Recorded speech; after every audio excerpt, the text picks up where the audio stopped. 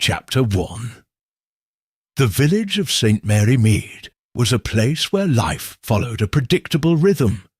Morning walks with polite nods, afternoon teas where gossip flowed smoother than cream, and the occasional scandal that provided much-needed excitement. It was a village of quiet charm, where even the most mundane occurrences were dissected with keen interest. On this particular Saturday, the annual garden fete at the vicarage was in full swing. The vicar's wife, Mrs. Rosalind Calthorpe, had outdone herself with arrangements, ensuring that every table bore an abundance of homemade jams, scones, and lemon-curd tarts. The villagers had turned out in full force, dressed in their Sunday best, eager to exchange pleasantries and partake in the competitions.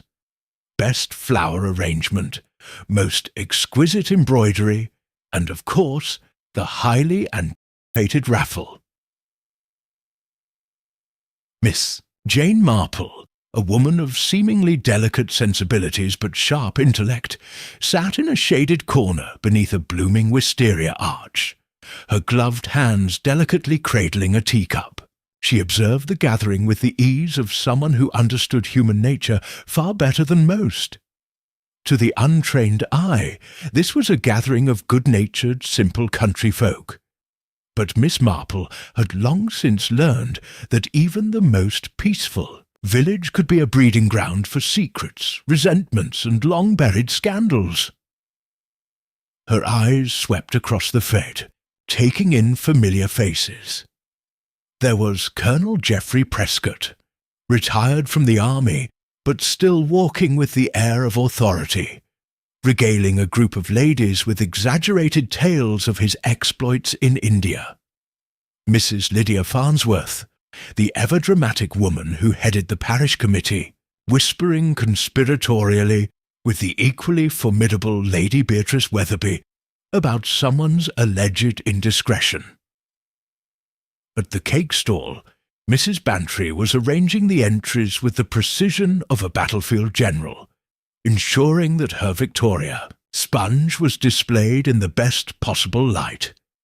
And near the raffle table stood Mr. Albert Hargreaves, the village solicitor, engaged in an animated discussion with Mr. Edwin Colthorpe, the vicar's younger brother. Hargreaves was a man of strict routines and impeccable reputation. He had lived in St. Mary Mead for 20 years, handling wills, land disputes, and the occasional scandalous inheritance battle with detached efficiency. A man respected, but not necessarily loved. Miss Marple noted the tension in his stance, the way his fingers tightened around a small velvet box he held in his left hand. Mr. Colthorpe, younger by at least 15 years, was speaking in an urgent, almost pleading tone. Whatever the topic, it was clear that the conversation was not a friendly one. Before Miss Marple could ponder further, a shrill voice cut through the air. "Oh, dear heavens! Someone fetch the doctor!" All heads turned toward the source of the commotion. Mrs. Farnsworth stood near the rose trellis, her hands clasped to her chest, eyes wide with horror. At her feet lay Mr. Albert Hargreaves, sprawled on the ground, his tweed jacket dusted with earth, his hat lying a few feet away. His right hand clutched something small and glittering. There was a moment of stunned silence before chaos erupted. The vicar rushed forward, calling for his wife to summon Dr. Alistair Browning. Mrs. Bantry let out a muffled cry, dropping a lemon, tart in the process, and Colonel Prescott pushed his way through the gathering crowd with an air of determination. Miss Marple, moving with the quiet precision of someone who had seen one too many sudden deaths, stepped forward. Mr. Hargreaves was quite dead. His face bore a look of surprise rather than fear, his body positioned orderly, as though he had collapsed mid-step. The small object in his hand, now clearly visible, was a gold ring with an intricate engraving on its surface. Miss Marple knelt beside the body, her blue eyes narrowing slightly as she took in the details. The grass beneath him was undisturbed, meaning he had not struggled. His collar was slightly askew, as though someone had gripped him forcefully. There was no obvious wound, no blood, no shattered teacup that might indicate poisoning. The ring in his hand, however, was of immense interest. As Dr. Browning arrived, pushing his way through the concerned villagers, he knelt beside the solicitor and checked for a pulse, though it was clear to everyone that it was futile. "Dead?" he murmured, adjusting his spectacles. "I'd say within the last few minutes. Heart attack, perhaps?" Miss Marple, still kneeling, observed the odd tightness of the dead man's lips. "I wonder," she said softly. Dr. Browning, overhearing her, turned with mild curiosity. "You doubt it, Miss Marple?" She rose to her feet, brushing a speck of dust from her gloves. "Oh, I would never doubt your expertise, Doctor. I only mean to say—" She glanced at the ring in the deceased man's grasp. "It is rather peculiar, isn't it, for a man to suffer a sudden heart attack, yet remain clutching something so tightly." There was a murmur from the villagers. Lady Weatherby scoffed. "Really, Miss Marple, you do have the most peculiar way of looking at things." The poor man was obviously in distress. What difference does it make whether he was holding something or not? But Miss Marple knew better. People who died naturally did not grasp at things with such deliberate force. At least, not unless that thing had great importance. Miss Marple's gaze moved to Mr. Edwin Colthorpe, who stood a few feet away, his expression carefully blank, but she had seen the way his face had drained of colour the moment Hargreaves had fallen. Something was amiss, and Miss Marple had learned long ago that accidents in St. Mary Mead were rarely accidents at all. Chapter 2. The air around the rose trellis hung thick with whispers and murmurs, the usual pleasantries of the garden fete forgotten in the wake of Mr. Hargreaves's sudden demise. Miss Marple stood a step apart from the gathered villagers, her sharp blue eyes watching, as Dr. Browning adjusted his spectacles and began his preliminary examination. "Most likely a heart attack," he repeated, his voice tinged with the clinical certainty of a man used to death, but not necessarily mystery. "I'll conduct a more thorough examination, but there's nothing obvious to suggest foul play." "Oh, but Doctor," Mrs. Bantry interjected, her plump face still drained of colour, "he was perfectly fine not half an hour ago. Why, I saw him arguing." She stopped herself abruptly, glancing towards Mr. Edwin Colthorpe, who stood stiffly near the vicarage steps, his expression unreadable. Miss Marple did not miss the flicker of unease that crossed the young man's face. "Arguing, you say?" The vicar, Reverend Colthorpe, turned to his younger brother with concern. "Edwin, what is this about?" Mr. Edwin Colthorpe, a man of quiet intelligence but nervous disposition, adjusted his tie before speaking. "It was nothing. A professional disagreement, that is all." "Rather a public one," murmured Miss Marple. His head snapped towards her. "I beg your pardon." Miss Marple smiled gently, the very picture of grandmotherly innocence. "Oh, I am sure it was nothing, dear, but it did seem quite heated." Edwin's throat bobbed as he swallowed, and for the first time His gaze flickered towards the ring still clutched in the dead man's hand. Miss Marple noted this detail with quiet satisfaction. Dr. Browning straightened, dusting his hands. The police should be informed. Yes, of course, Reverend Colthorpe agreed, nodding gravely. I shall send for Inspector Fletcher. The mention of the inspector, a ripple of unease passed through the villagers. Detective Inspector Gerald Fletcher had a reputation, a competent officer, but one who preferred the simplest explanation to the correct one. He'll declare it natural causes, whispered Mrs. Farnsworth to Lady Weatherby, shaking her head. Miss Marple said nothing. She had known many policemen in her time, and while some were clever, very few truly understood the subtleties of human nature. A town that never stops talking.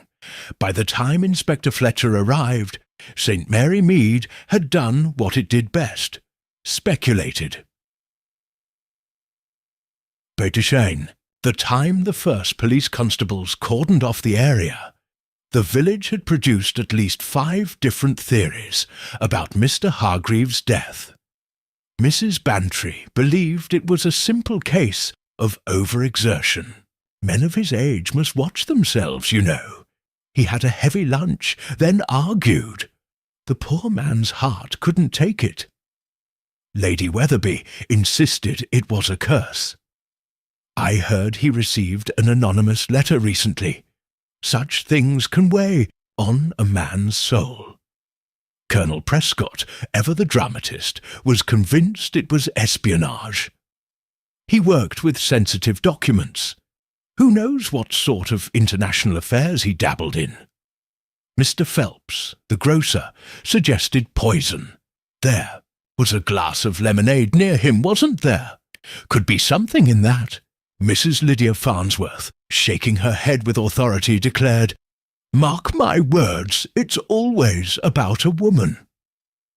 Miss Marple listened, sipping her tea, and said nothing. The villagers saw what they wanted to see, but Miss Marple saw what was actually there. The inspector arrives. Inspector Fletcher was a man of sharp eyes and little patience. Dressed in a brown tweed suit, he approached the scene with his characteristic brisk efficiency. "What do we have here, Doctor?" he asked, hands in his pockets. Dr. Browning, now kneeling by the body, straightened with a sigh. "Heart failure is my first assessment, but the villagers seem to think otherwise." He smirked. "You know how people are?" Inspector Fletcher grunted. "Indeed." He glanced at the corpse, then at the ring still clenched in the dead man's hand. "What's this?" "A ring," Miss Marple supplied helpfully. The inspector turned, his gaze flickering with mild irritation. "Yes, Miss Marple, I can see that. But whose ring?" "That," Miss Marple said mildly, "is an excellent question." With some difficulty, the inspector pried open the solicitor's rigid fingers and examined the ring. It was gold, with an engraving on the inside, delicate but partially obscured. The inspector squinted. "Looks like initials. E.C." At that moment, every head turned towards Mr. Edwin Colthorpe. The young man paled. "Ah," said Miss Marple softly. The first suspected Edwin Colthorpe stepped back instinctively, as if wishing the earth would swallow him whole. I don't know anything about that ring," he stammered. "But it has your initials," noted Colonel Prescott, rubbing his chin. "E.C. Edwin Colthorpe." "Lots of people have those initials," Edwin snapped, his nervousness apparent. Inspector Fletcher narrowed his eyes. "When was the last time you spoke to Hargreaves?" Edwin's gaze darted around. A short while ago, I was asking about some legal matters." Miss Marple, observing quietly, noted the beads of sweat on his forehead despite the cool breeze. A man may be frightened by coincidence, but she had learned long ago that such details were rarely coincidental. "Tell me, Mr. Thorpe," she said gently, "did Mr. Hargreaves seem distressed before he collapsed?" Edwin hesitated, his throat bobbing. Yes, he was upset about something." "Something," Fletcher repeated. "Would this something have anything to do with you?" I don't know," Edwin muttered. A silence fell over the gathering. Miss Marple sighed softly. "Ah, dear, it's always rather unfortunate when people try to conceal things from the police." Edwin flinched. The inspector folded his arms. "Mr. Colthorpe, I think we'll need to have a word. Properly." Miss Marple's observations. Edwin was led away for questioning. Miss Marple turned her gaze once more to the gold ring. Something wasn't right. The ring had been gripped tightly, far too tightly for a man dying of natural causes. And then there was the peculiar expression on Mr. Hargreaves's face. Not fear, not pain, but surprise. Miss Marple sighed. She rather suspected this was not a simple matter of a heart attack. A murder had taken place in St. Mary Mead, and the killer was still among them. Chapter 3. Into Uneasy Silence. The annual garden fete had transformed from an afternoon of pleasant socializing to a scene of whispered accusations and nervous glances. As the police continued their work, Miss Marple observed the shifting tides of conversation with the keen eye of an experienced detective, though of course she would never call herself that. Mr. Edwin Colthorpe had been taken aside for questioning by Inspector Fletcher, but it was evident that the villagers had already made up their minds about his guilt or innocence.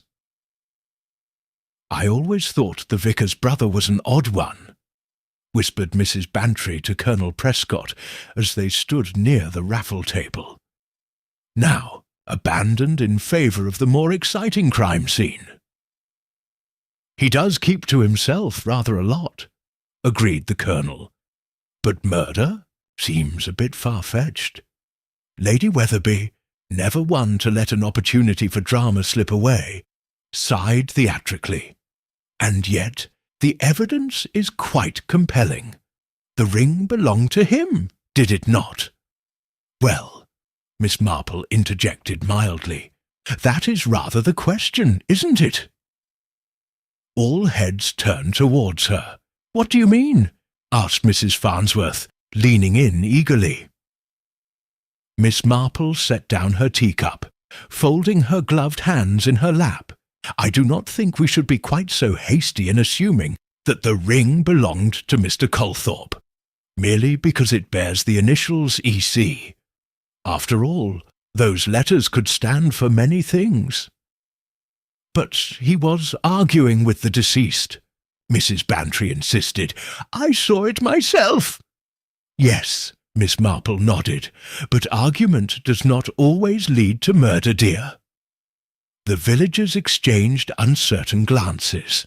The idea that there might be another explanation had not yet occurred to them. The inspector's line of inquiry. Meanwhile, inside the vicarage, Edwin Colthorpe sat in one of the worn wooden chairs of his brother's study, his hands gripping the arms as though they were the only thing keeping him upright. Across from him, Inspector Fletcher leaned back slightly, his notebook open. "You understand why I must ask these questions, Mr. Colthorpe?" Edwin nodded stiffly. "Of course." "When did you last see Mr. Hargreaves alive?" Edwin hesitated, then sighed. "I spoke to him just before he collapsed. We had an argument, yes, but it was nothing truly serious." "What was the argument about?" The young man licked his lips. "It was about a document, a legal matter." Fletcher arched a brow. "What sort of legal matter?" Edwin shifted uncomfortably. "I had recently come into possession of certain information about a family inheritance.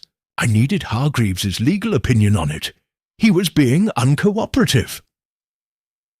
The inspector scribbled a note before glancing up. "Would this inheritance have given you any financial gain, Mr. Colthorpe?" A flash of anger crossed Edwin's face. "Are you implying killed him for money?" "I'm implying that money is often a motive for murder." Edwin took a deep breath, visibly calming himself. "It wasn't about money. It was about," he hesitated, "about something he knew, something he refused to tell me." Inspector Fletcher leaned forward. "And what was that?" Edwin hesitated again.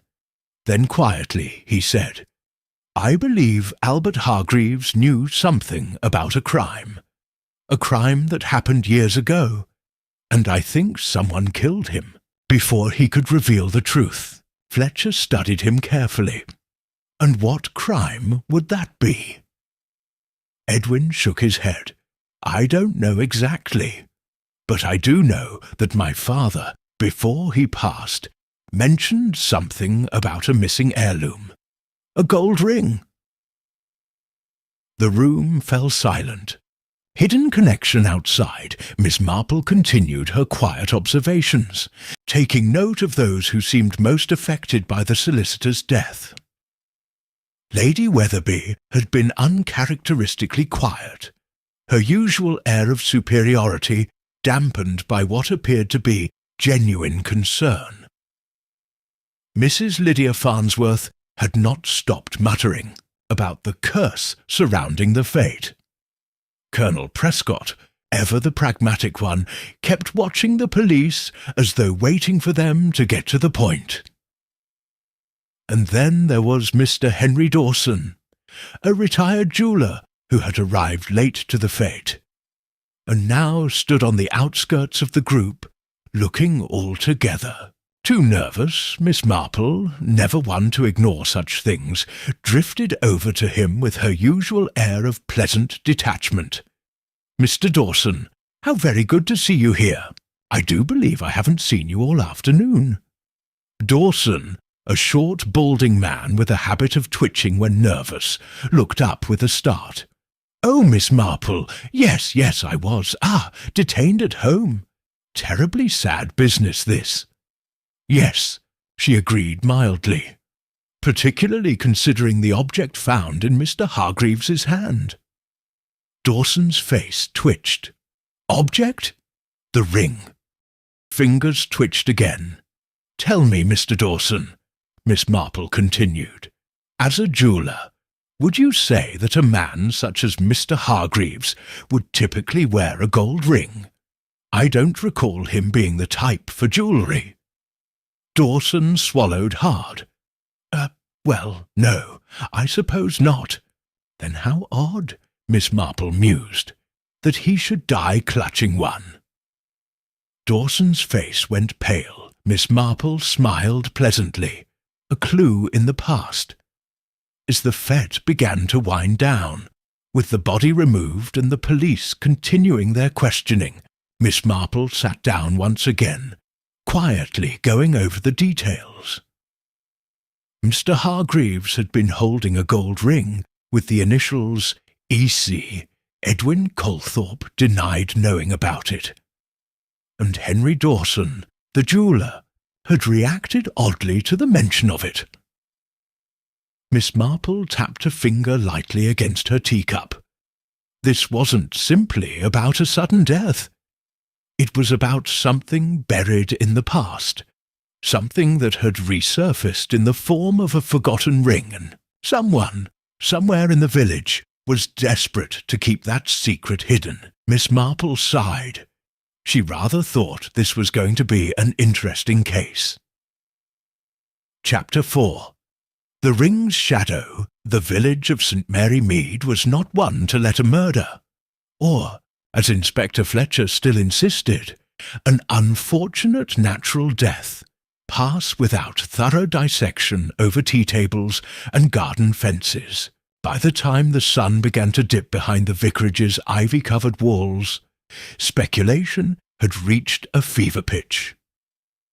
In the snug sitting-room of the Bluebell Tea House, a small gathering had formed, as was customary whenever something scandalous occurred.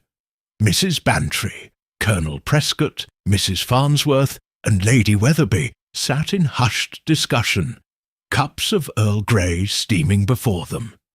"You mark my words," Mrs. Farnsworth declared, stabbing her spoon into a scone with unnecessary force. "That ring, whatever it was meant for someone else. A message, perhaps. A warning." Lady Weatherby sniffed. "A message? My dear, you've been reading too many crime novels." Colonel Prescott cleared his throat. "The police ought to take it more seriously. A man doesn't just collapse, clutching something like that." Mrs. Bantry nodded eagerly. "Exactly. And yet Fletcher seems quite content to dismiss it as mere coincidence." She turned to the only person who had not spoken. "What do you think, Miss Marple?" Miss Marple, who had been stirring her tea thoughtfully, looked up. "Oh dear, I do believe it is much too early to say. One never likes to jump to conclusions." Mrs. Bantry huffed. Yes, but surely you must have some thoughts." Miss Marple smiled pleasantly. "Well, I do find it rather curious that the ring in question seems to have unsettled so many people, particularly those who claim to know nothing about it."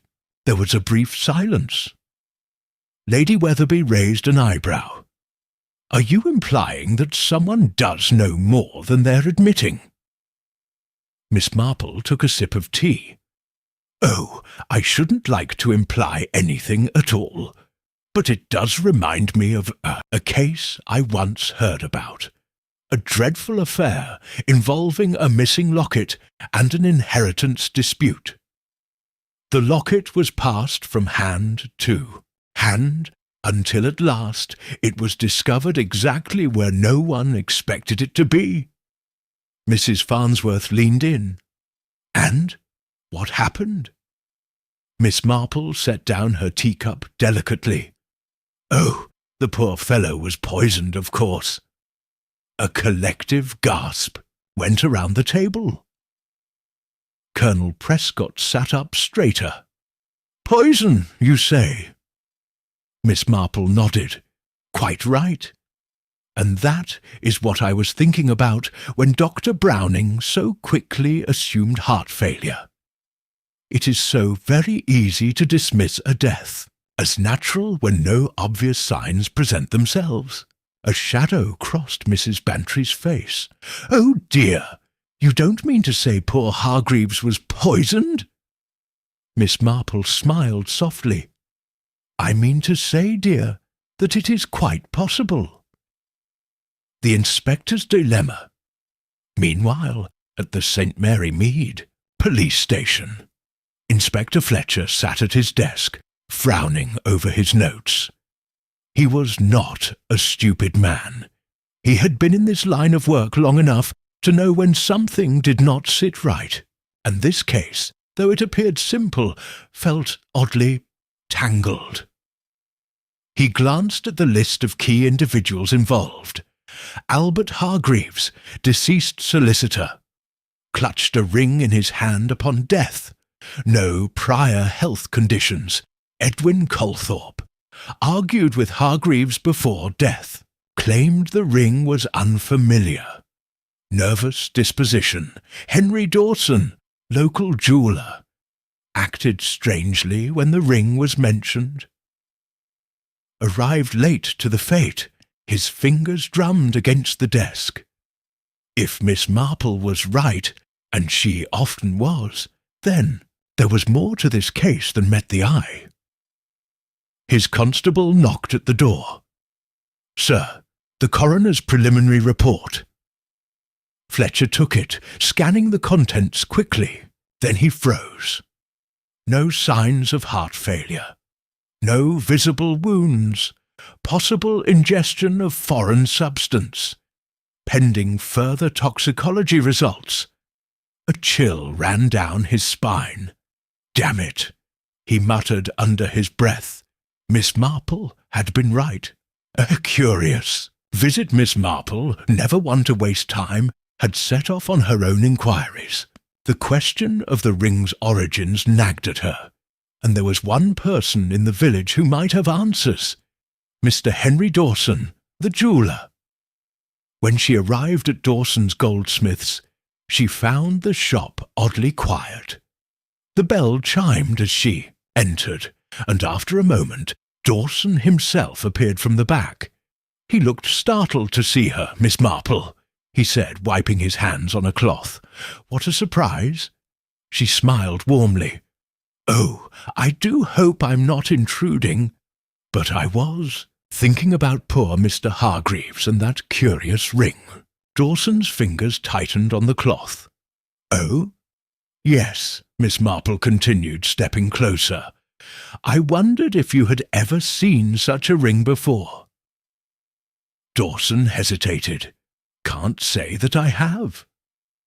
"Oh, that is odd," Miss Marple said mildly. "You see, I happened to notice that the design was quite unique. A custom engraving, wouldn't you say?" Dawson swallowed.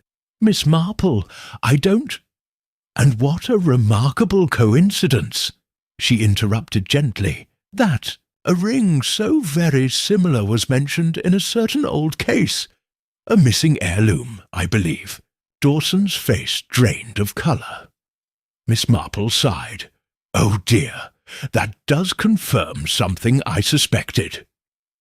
Dawson stumbled backward, knocking into the counter. I never—" Miss Marple tilted her head. "Never what, Mr. Dawson?" He took a shaky breath. "I swear I didn't kill him, but I know where that ring came from." She smiled. "Oh, I rather thought you might." A connection to the past. By the time Miss Marple left the jeweller's shop, the pieces of the puzzle had begun to take shape. The fifth ring was an heirloom, one that had been missing for years. Mr. Dawson had recognized it immediately, yet pretended otherwise. Mr. Hargreaves had been arguing with Edwin Colthorpe about an inheritance. And most importantly, Albert Hargreaves had been murdered. Miss Marple adjusted her shawl and gazed up at the darkening sky. This was no ordinary case. This was about something long buried, something that someone was willing to kill to protect. And if she was not mistaken, there would be another death soon. Unless, of course, she stopped the killer first. Chapter 5: The Forgotten Heirloom. The day after the fete, St. Mary Mead was unusually subdued. The typical morning pleasantries, neighbours exchanging greetings over garden hedges, Mrs. Bantry fussing over her roses, and Colonel Prescott taking his customary stroll, were tinged with something darker.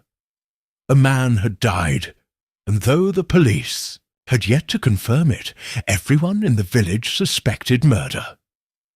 Miss Marple, ever watchful, observed how guilt and fear had settled over certain individuals.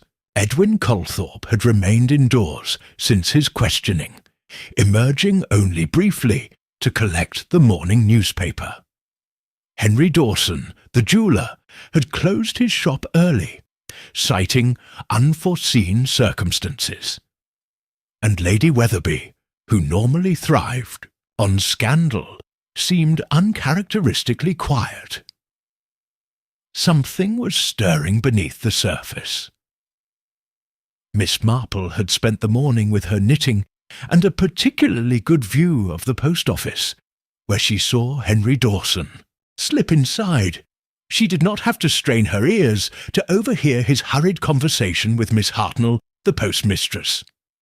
"Yes, yes, I need it sent today," Dawson was saying, his voice barely above a whisper. "No, I can't wait until tomorrow." Miss Hartnell, ever the professional, nodded briskly. "Where to?" Dawson hesitated. Then, in a low voice, he muttered something that Miss Marple barely caught. "London," he said. "It must reach them immediately." Miss Marple's fingers paused in her knitting. What was so urgent that Henry Dawson, a man who avoided unnecessary attention, was suddenly desperate to contact someone in London? And more importantly, who was he contacting? The inspector's realization at the St. Mary Mead police station. Inspector Fletcher sat at his desk, frowning at the coroner's final report. Toxicology results had confirmed his worst suspicion.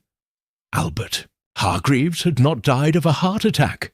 He had been poisoned, but not in an obvious way. No cyanide, no arsenic, nothing that could be detected by taste or smell.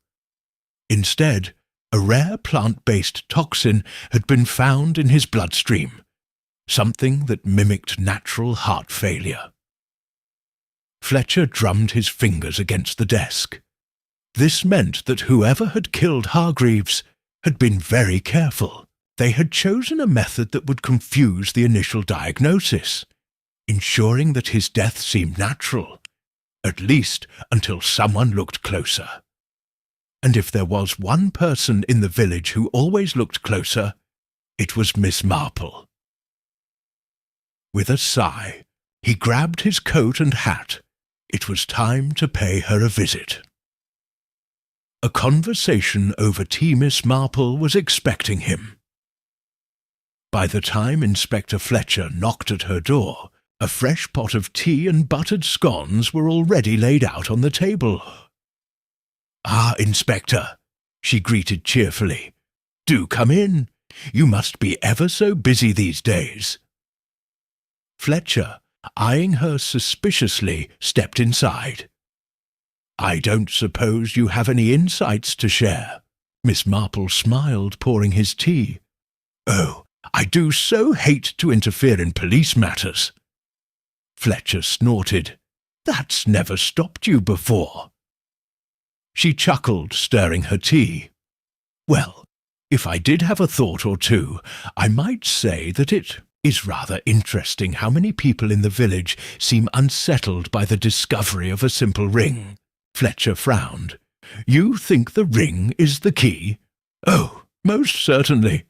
He sighed. "Well, I suppose I can tell you. Hargreaves was poisoned." Miss Marple set down her teacup, not looking the least bit surprised. "Ah, then we have quite the problem, don't we?" Fletcher narrowed his eyes. "You knew? I suspected." He sighed again, rubbing his temple. "And you think the ring is involved?" Miss Marple nodded. "Inspector, do you recall an old case? Oh, it must have been 20 years ago, involving a missing family heirloom. A gold ring, much like the one Mr. Hargreaves was found clutching." Fletcher thought for a moment. "There was something about a stolen inheritance, wasn't there?" "Indeed," Miss Marple said, "and I believe this is very much the same ring." Fletcher sat forward. "Are you saying that Hargreaves was killed because of something that happened 20 years ago?" Miss Marple smiled. "Murder is rarely about the present, Inspector. More often than not, it is about something that has been simmering in the past, waiting for the right moment to boil over. Fletcher leaned back, shaking his head. So, we're looking at a murder rooted in an old crime? Oh, most definitely. A name from the past Miss Marple spent the afternoon reviewing old village records. With a few well-placed questions to Mrs. Bantry, she confirmed what she already suspected. The original owner of the missing ring was a man named Charles Everley. Charles Everley had been a wealthy landowner, known for his questionable business dealings. Some said he had cheated his own family out of their rightful inheritance. And then, one night, he vanished. Most assumed he had fled to escape his debts, but a few whispered that something more sinister had happened. Now, 20 years later, the very same ring had appeared in the hand of a murdered man. Miss Marple sat back in her chair, deep in thought. Could it be that Albert Hargreaves had discovered what truly happened to Charles Everley? And if so, who had killed him to keep that secret buried? The second death. That night the village was struck by a second tragedy. A passer-by, walking past Dawson's goldsmiths, noticed that the door was slightly ajar. Concerned, they knocked. Then, receiving no answer, stepped inside. The shop was silent, the lights were still on, and behind the counter lay Henry Dawson, his eyes wide and lifeless, a bottle of spilled ink soaking the floor beside him. The police were called immediately, but it was too late. Henry Dawson was dead. And suddenly, it was very clear. Whoever had killed Albert Hargreaves was not finished yet. Miss Marple's final thought. As news of Dawson's death spread, Miss Marple closed her notebook, her face unreadable. She had been right all along. The ring was the key, a symbol of a past crime, one that someone was willing to kill for, and now that someone had struck again. Miss Marple sighed. The killer was getting desperate, and desperation, she knew, would be their ultimate downfall. Chapter 6. Another body, another secret. The morning after Henry Dawson's murder, the village of St. Mary, Mead, was in an uproar. News travelled fast, and by the time the police arrived to secure the scene, half the village had already gathered near Dawson's goldsmiths, whispering in hushed tones. 2 deaths in as many days, muttered Colonel Prescott, shaking his head. This is no coincidence. Mrs. Bantry clutched her shawl. Who could possibly want to harm Mr. Dawson? He was nothing more than a simple jeweller. Miss Marple, standing slightly apart from the crowd, quietly disagreed. Henry Dawson was far from simple. Only yesterday he had been terrified when she mentioned the gold ring, and now, mere hours later, he was dead. It was not chance. It was deliberate. Miss Marple watched as Inspector Fletcher stepped out of the shop, his expression grim. The inspector had been suspicious before, but now there was no doubt in his mind. This was murder, the crime scene. Inside the shop, Henry Dawson lay sprawled behind the counter, his body partially slumped over a ledger book, ink dripping from the pen still clutched in his fingers.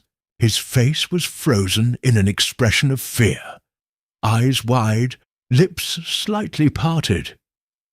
Fletcher surveyed the scene carefully. No signs of struggle, he muttered. No visible wounds. Just like Hargreaves, Dr. Browning, who had arrived moments earlier, knelt beside the body. "Another poisoning," he murmured, adjusting his spectacles. "Same symptoms as before. Mild discoloration around the lips. No immediate signs of trauma. It's subtle, but effective." Fletcher's jaw tightened. Someone in the village was killing with precision. No blood, no noise, just death, silent and undetectable. Miss Marple glanced at the ledger. The ink had smudged, but she could still see a name written on the last page Dawson had been working on. Everley. Miss Marple's lips pressed into a thin line. Charles Everley, the missing landowner, the man connected to the ring, the man whose past was resurfacing in deadly ways. She met Fletcher's gaze and spoke softly. "It is all connected, Inspector. Uncovering the truth." That afternoon, Miss Marple and Inspector Fletcher sat across from each other in the vicarage study, the room quiet save for the ticking of the old grandfather clock. "2 men dead," Fletcher said, rubbing his temples, "and both deaths tied to a 20-year-old case." Miss Marple nodded. It seems inevitable that Mr. Hargreaves, in his capacity as a solicitor, must have uncovered something important, something that was worth killing to conceal. Fletcher sighed. "You believe it has to do with Charles Everley?" "Oh, most certainly," Miss Marple replied. "The ring, Inspector, is the key. It belonged to Everley, and someone didn't want it found." Fletcher frowned. "But why?" Miss Marple's eyes twinkled. "Because, my dear Inspector, that ring is more than just jewellery. It is proof of something someone has been trying to keep hidden for decades." Fletcher sat forward. "What proof?" Miss Marple gave a small, knowing smile. "Why, proof of murder, of course." The inspector stared at her.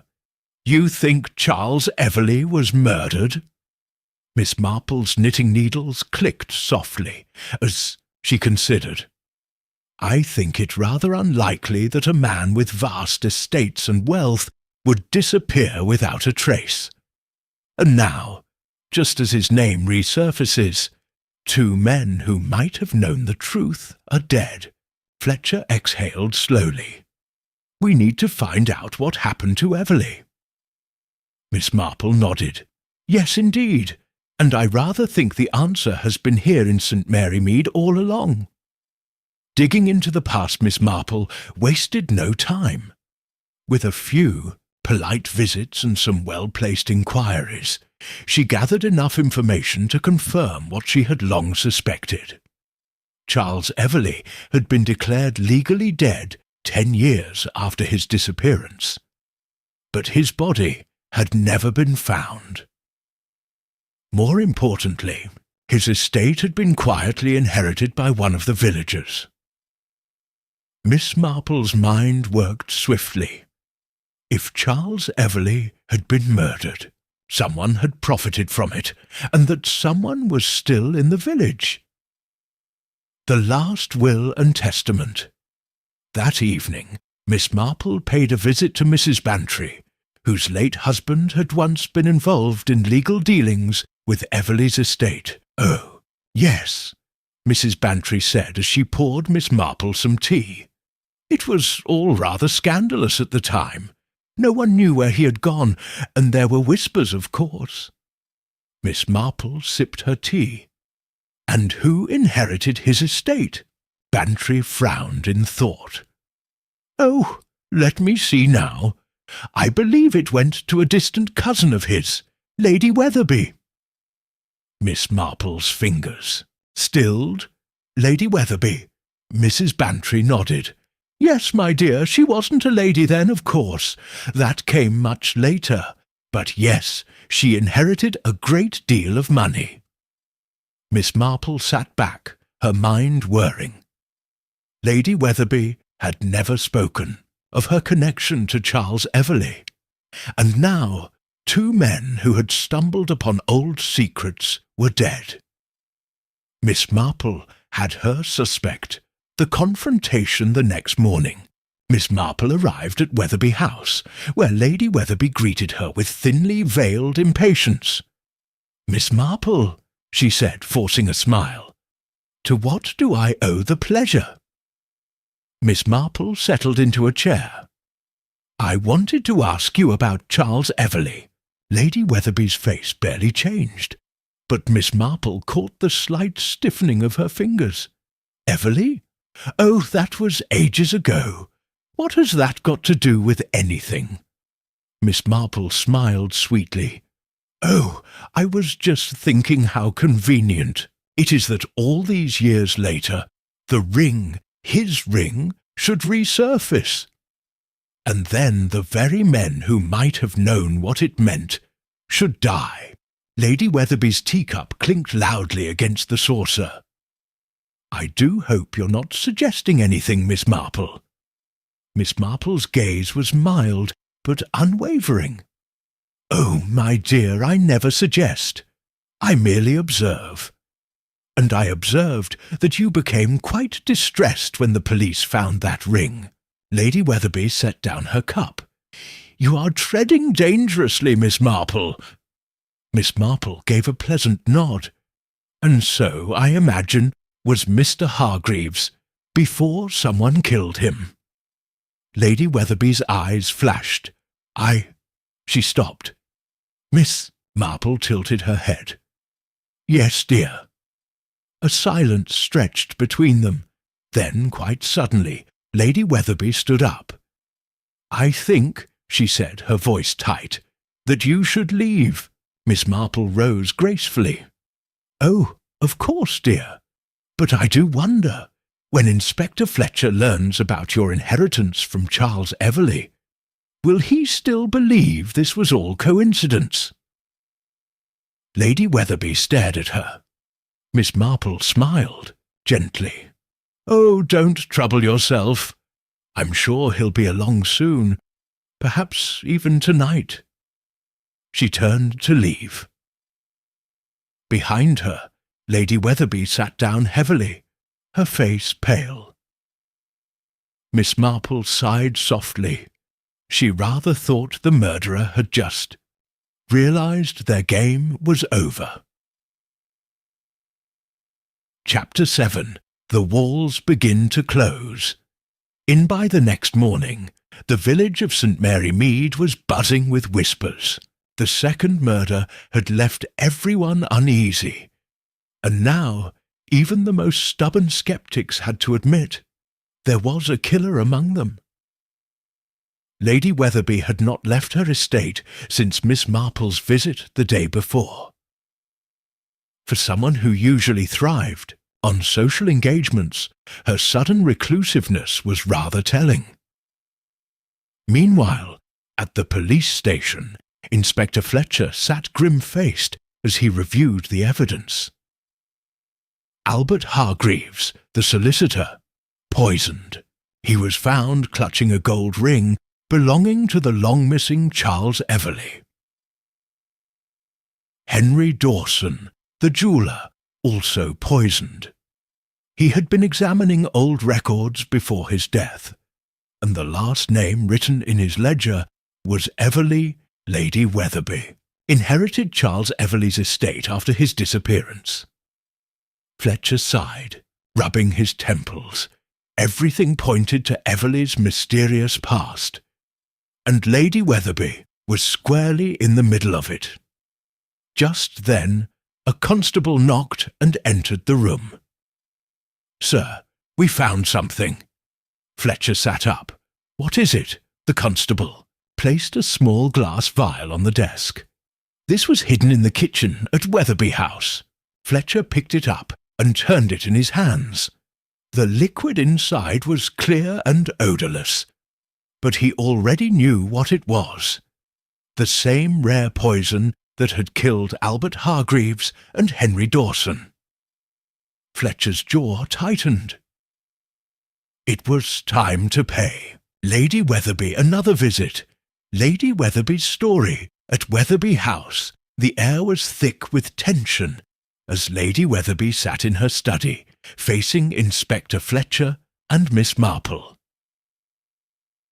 "I assume you've come to accuse me of murder," she said coldly, her usual arrogance crumbling under the weight of scrutiny. Fletcher placed the glass vial on the table. "This was found in your kitchen." Lady Wetherby stared at it, her face pale. "I have nothing to do with that." Miss Marple, ever gentle in her approach, took a seat across from her. "Oh, my dear, I rather think you do. You see, people do not usually hide vials of poison unless they have something to hide." Lady Wetherby exhaled sharply.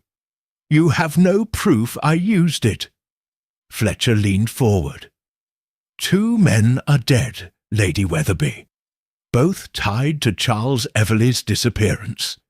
And you, of all people, stood to gain the most from his absence." The older woman's hands tightened around the armrests of her chair. "I didn't kill Hargreaves," she said finally. "Nor did I kill Dawson." Miss Marple tilted her head slightly. "Then tell us what happened to Charles Everleigh." A long silence stretched between them. Then finally Lady Wetherby closed her eyes, and when she spoke, her voice was haunted. "I was in love with Charles Everleigh," she admitted, "many years ago, but he had his secrets. He was a cruel man when no one was watching." Fletcher and Miss Marple exchanged a glance. "He had debts," Lady Wetherby continued. "He borrowed money from dangerous people, and when he refused to pay, they came looking for him." Miss Marple's voice was gentle. "And what happened?" Lady Wetherby let out a shuddering breath. "One night I went to see him at his estate. He was packing. He said he had to leave town immediately. He was afraid." She swallowed. "But before he could go, someone arrived. A man I didn't recognize." Her hands trembled slightly. "They argued. I hid in the next room, and then I heard a gunshot." Fletcher sat forward. "Who was the man?" Lady Wetherby shook her head. "I don't know. I never saw his face. But when I came out, Charles was lying on the floor, dead." Miss Marple spoke softly. "And you never told anyone?" Lady Wetherby's voice broke slightly. What was I to say? That I had been there and done nothing? That I had let his murderer walk free? Fletcher frowned. "And the ring?" Lady Wetherby looked away. "He always wore that ring. It was his family heirloom. I took it after he died. I didn't know why. I just couldn't let it be buried with him." Miss Marple's voice was gentle, but firm. "You said buried. Charles Everleigh was never found." Lady Wetherby's lips pressed together. "No," she whispered, "he wasn't." The buried Truth Fletcher's face was unreadable. "Where is he buried?" Lady Wetherby took a shaky breath. "At his estate, under the old oak tree in the back garden. I buried him myself." Miss Marple nodded slowly. "Then you didn't kill Hargreaves or Dawson?" Lady Wetherby's eyes snapped up. "No, I didn't, but someone did, and I think it was the same person who killed Charles Everleigh." Fletcher stood abruptly. "If Everleigh's body is still there, we'll find it." Lady Wetherby watched him go, but her hands were still trembling. Miss Marple reached out and patted her hand gently. "Oh, my dear," she said softly, "it is such a terrible burden to carry a secret for so long." Lady Wetherby closed her eyes. "Yes," she whispered, "it is. The real killer that evening Digging began behind the Everley estate, and sure enough, the police found what they were looking for.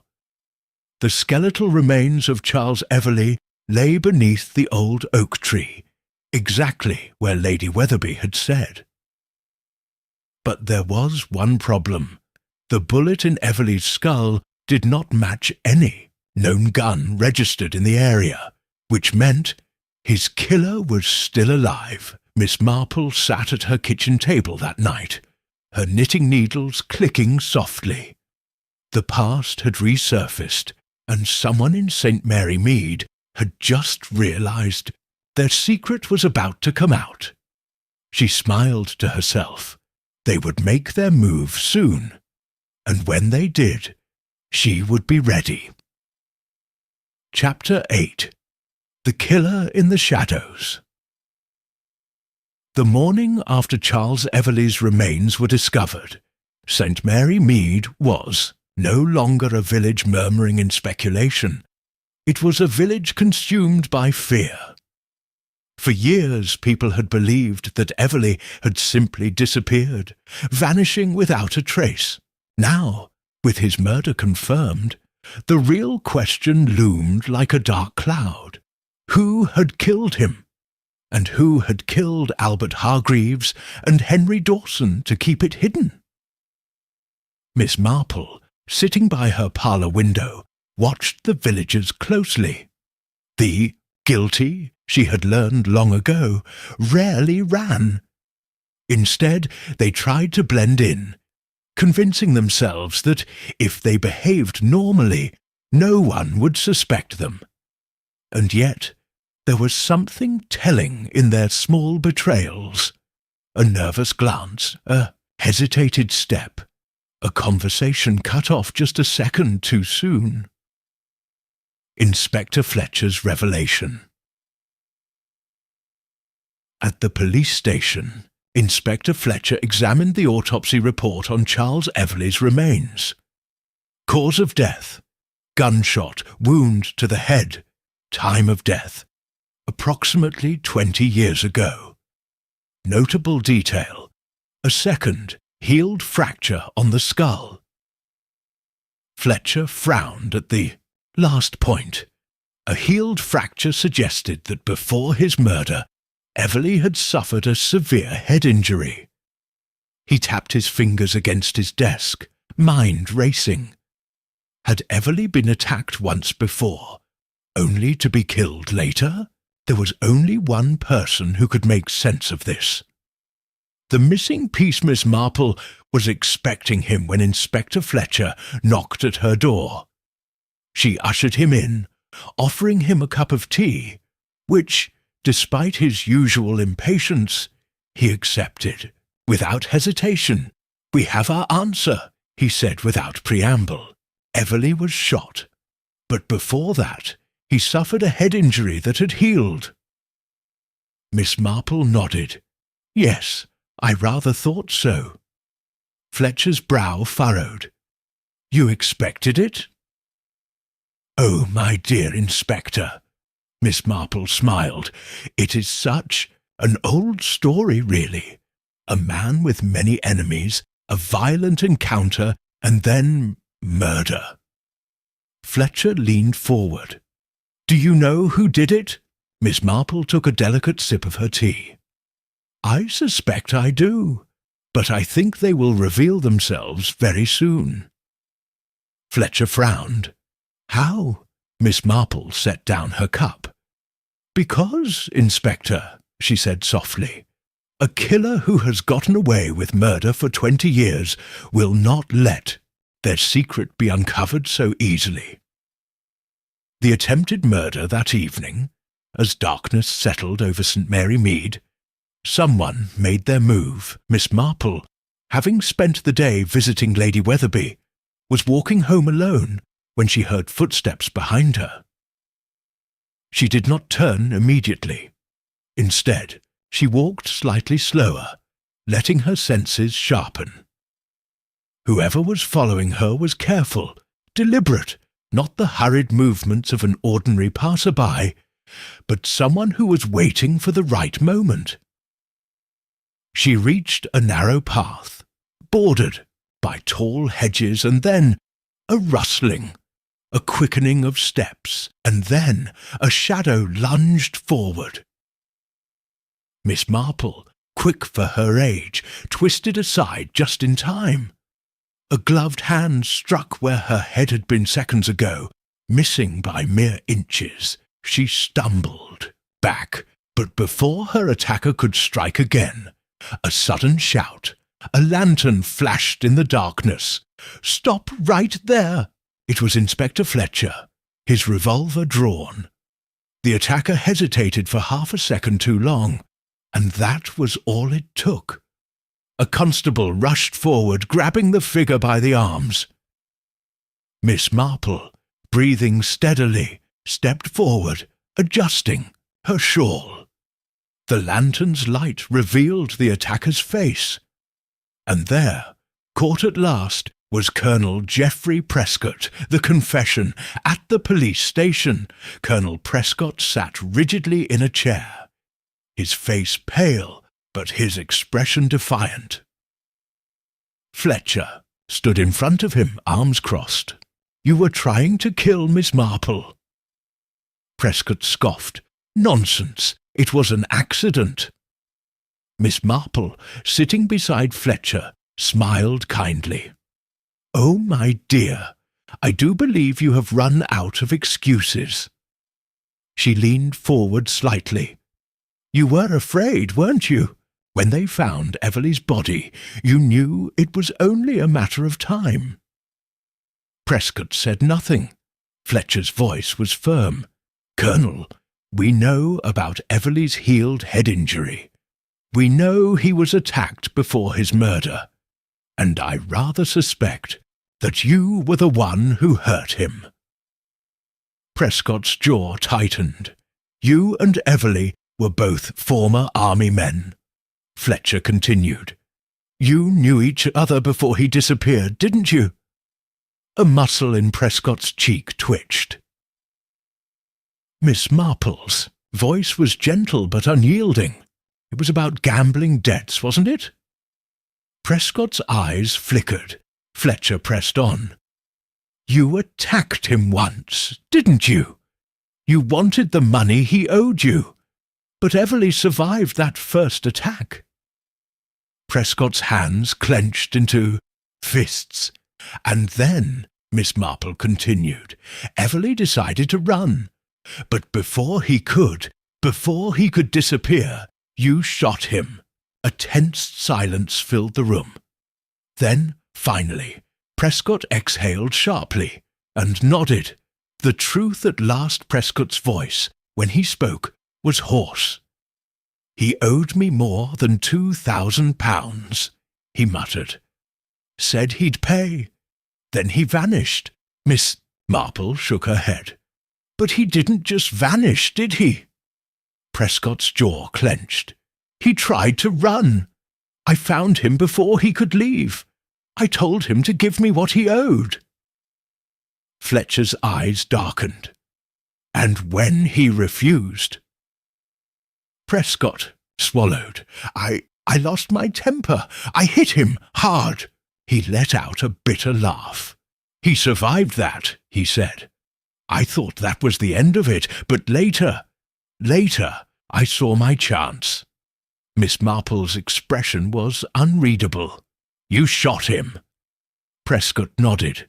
"And the ring?" Fletcher asked. Prescott sighed. "I didn't even notice he was wearing it."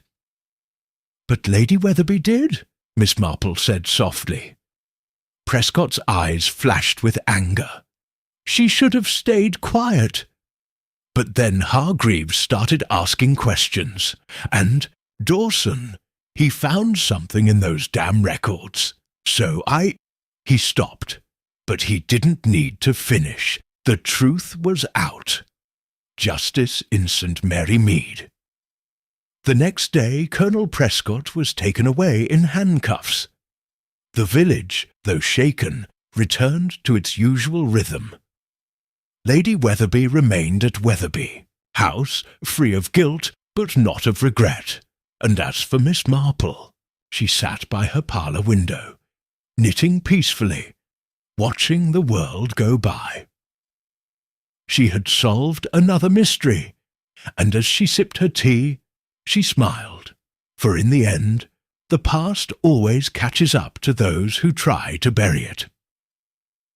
Chapter 9. The Village Reacts. The arrest of Colonel Geoffrey Prescott sent shockwaves through St. Mary Mead. A retired military man, respected if not always liked, had been exposed as a murderer. By the next morning, the village's usual conversations about weather and recipes had been entirely replaced by one singular topic. How had he hidden it for so long? At the Bluebell Tea House, Mrs. Bantry, Lady Weatherby, and Mrs. Farnsworth sat in hushed discussion, their teacups untouched. I knew there was something suspicious about that man, Mrs. Farnsworth declared, though she had previously defended him. Always acting so self-important. Lady Weatherby, still shaken, barely touched her tea.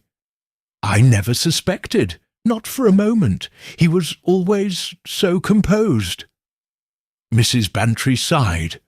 I suppose we never really know people, do we? Across the room, Miss Marple quietly stirred her tea, listening. Because while the villagers gossiped about Prescott, she had been thinking of something else entirely. Something was still missing.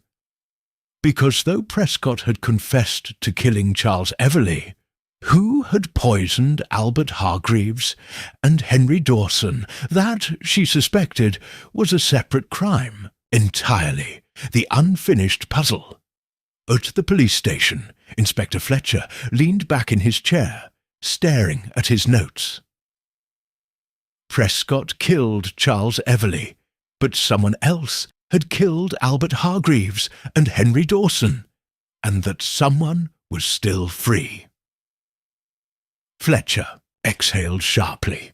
Miss Marple was right, he muttered. This case wasn't over yet. Just then, a constable entered. Sir, we just received something from the lab. Fletcher looked up. The constable handed him a small envelope. Inside was a report on the poison used in the murders of Hargreaves and Dawson. Fletcher read through it quickly, and then froze.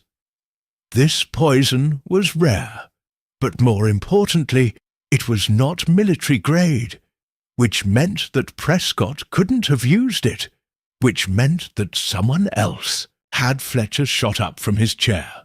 Get Miss Marple, now. A second killer. Miss Marple had been expecting Inspector Fletcher when he arrived at her cottage, though she offered no indication of surprise. I take it, she said, pouring tea, that you've discovered something important? Fletcher sat heavily across from her. Prescott didn't poison Hargreaves and Dawson. Miss Marple smiled, stirring her tea. No, he didn't. Fletcher's brow furrowed. How did you know? Miss Marple set down her cup. Oh, my dear Inspector, Prescott was a man of violence, not subtlety.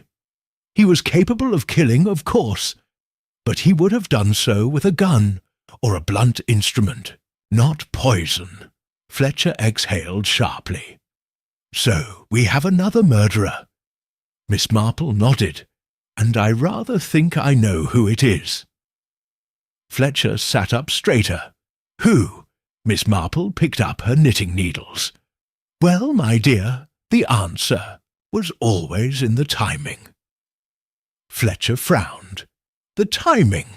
Miss Marple nodded. Albert Hargreaves was killed just after he found Everleigh's ring. Henry Dawson was killed just after he began looking into Everleigh's estate records. Fletcher's eyes widened. You mean? Miss Marple gave a small, knowing smile. Yes, dear. Someone else stood to lose everything if Everleigh's death was fully exposed. She set down her knitting and looked Fletcher in the eye. "And I believe that person is Lady Beatrice Weatherby." The final confrontation by nightfall. Inspector Fletcher and Miss Marple arrived at Weatherby House, where they found Lady Weatherby seated by the fire, staring into the flames. "She did not look surprised to see them, I suppose," she said softly. "You've come to accuse me of something." Fletcher folded his arms. "We found traces of the same poison in your house." Lady Weatherby's lips pressed into a thin line. Miss Marple watched her closely, waiting. Finally, Lady Weatherby sighed. "I suppose you'll want me to explain." Miss Marple's voice was gentle but firm. "Oh, I believe we already know the truth, dear, but perhaps it would be best if you told it yourself." Lady Weatherby closed her eyes briefly, then began. "Knew about Charles Everleigh's murder for years. I buried his body after Prescott killed him, and I never told a soul. But then Albert Hargreaves started asking questions." Her voice trembled slightly. "He found the ring. He came to me, saying he wanted to reopen Everleigh's case. I panicked." Fletcher's jaw tightened. "So you poisoned him?" Lady Weatherby's hands curled into fists. "I didn't have a choice. If Everleigh's body was found, I'd be ruined. Prescott had done the killing, but I had covered it up. I'd lose everything." Miss Marple sighed softly. "And Henry Dawson?" Lady Weatherby's face darkened. "Found old documents. He knew the truth about the estate transfer. If he kept digging, he would have exposed everything. So, yes, I killed him too." Her voice was steady now, resigned. Miss Marple's expression remained calm, though her eyes were full of sadness. "Oh, Lady Weatherby," she murmured, shaking her head. "You never had a chance of getting away with it, you know." Lady Weatherby let out a bitter laugh. "Perhaps not, but I had to try." She looked up at Fletcher, her eyes hollow. "Well, get on with it." Fletcher nodded to the constable, who stepped forward to arrest her. As the handcuffs clicked shut, Lady Weatherby let out a long, shuddering breath, and for the first time in 20 years, she looked relieved. The case is closed by. The next morning, Lady Weatherby was in custody, and the village had finally settled. Colonel Prescott had killed Charles Everleigh. Lady Weatherby had poisoned Albert Hargreaves and Henry Dawson to cover it up, and justice, at last, had caught up to them both. Miss Marple, enjoying her morning tea, felt a sense of completion. "I do hope, dear," she murmured to herself, "that this will be the last murder we have for a while." She smiled, but in St. Mary Mead one could never be too sure. Chapter 10. The End of the Affair. The truth had finally emerged, dragging itself from the past like a ghost long denied its reckoning. Charles Everleigh's sins had not died with him. His cruelty, his betrayal, and his crimes had continued to shape the lives of those left behind, leading to murder, deception, and cover-ups that had spanned 2 decades. Now, St. Mary Mead had returned to its usual quiet rhythm, but a sense of unease still lingered in the air. Lady Weatherby was awaiting trial for the murders of Albert Hargreaves and Henry Dawson ended. Colonel Prescott had confessed to killing Everleigh in a rage-filled act of revenge over unpaid debts, and Elizabeth Channing's fate had finally been uncovered. Miss Marple, sitting at her breakfast table, stirred her tea thoughtfully. The newspapers had already begun their sensational coverage of the case, calling it the Riddle of the Forgotten Ring. But to Miss Marple, this had never been a riddle. It had been a tragedy of secrets left to fester, of love turned to cruelty, of people too afraid to speak the truth until it was too late. And at the heart of it all had been Elizabeth Channing, the forgotten woman whose death had been erased, until justice finally found her.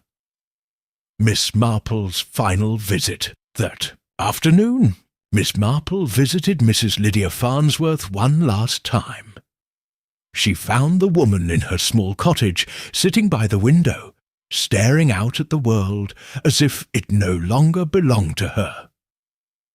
"She's at peace now," Miss Marple said softly, taking the seat beside her.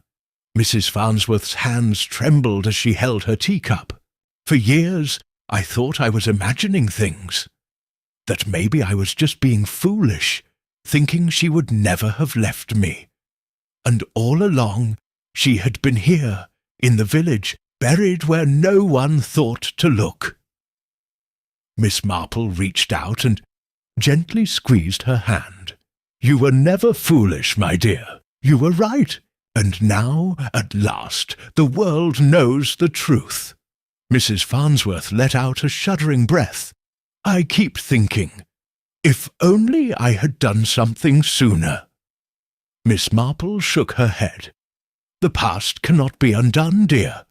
But what matters is that you never gave up on her." A silence stretched between them, heavy with grief and relief alike. Then, finally, Mrs. Farnsworth nodded, a single tear slipping down her cheek. "Thank you, Miss Marple." Miss Marple smiled, though there was a trace of sadness in it. "Oh, I did very little. The truth was always there, waiting to be seen." Mrs. Farnsworth sighed softly, looking out at the garden where the first blooms of spring were beginning to show. "She used to love the roses," she murmured.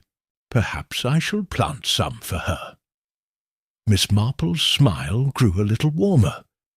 "I think she would like that very much." The village returns to normal by. In the time the sun had set, the village of St. Mary Mead had begun to settle once more into its familiar routines. Colonel Prescott was gone. Lady Weatherby was gone.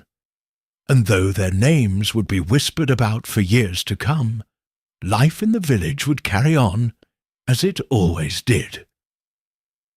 At the Bluebell Tea House, gossip had already begun to shift to less scandalous topics: the spring festival, the vicar's latest sermon, the price of butter.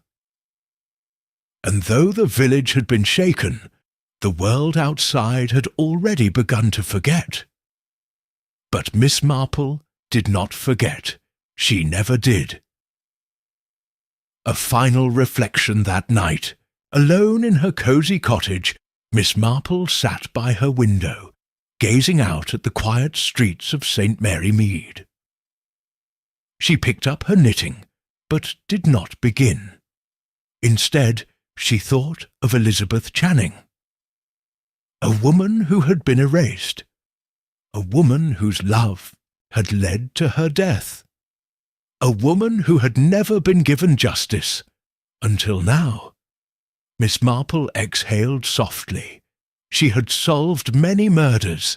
She had brought many killers to justice, but not all endings were happy ones. Some were merely finished. As the clock struck midnight, Miss Marple set her knitting aside and reached for her tea. The case was closed, but justice, she knew, was never truly finished. For wherever there were secrets, wherever there were lies, wherever there were those who thought they could hide in the shadows, Miss Marple would always be watching, and she would always find the truth. sin hidden.